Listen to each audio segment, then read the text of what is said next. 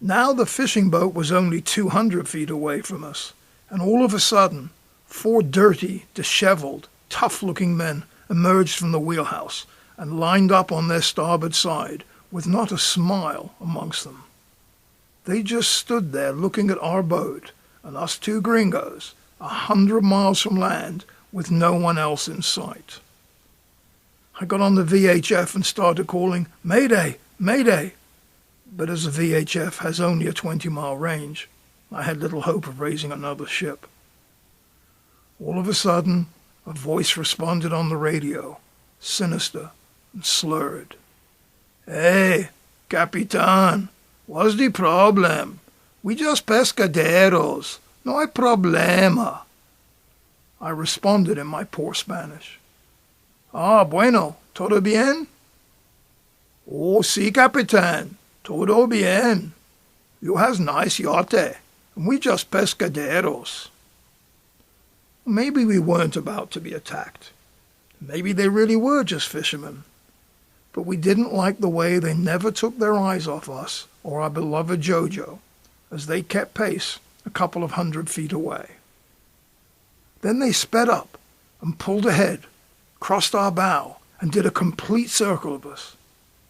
I've never felt more vulnerable in my life, even being shot at in the Khyber Pass or close to death with dysentery in the Himalayas.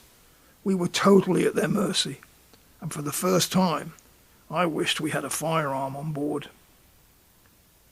But then they grinned with many a gap in their teeth and steamed off westward over the horizon. Feeling shaken and scared, we sat in the cockpit and discussed how we could protect ourselves should something like this ever happen again. We took stock of what we had aboard.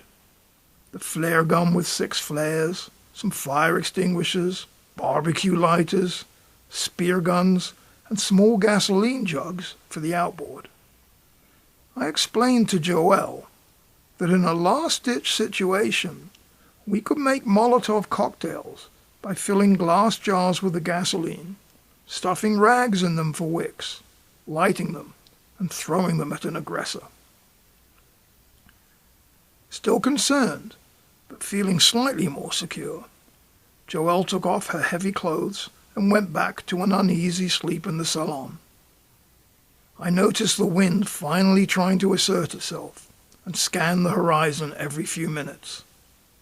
About an hour later, I noticed a speck on the horizon to the west, the direction the fishermen had gone. The speck got bigger and bigger, and I silently prayed it was coincidental, and this was a freighter or a cruiser. As they got closer, I could see the black plume of smoke, and there was no doubt about it. They were back and heading straight toward us.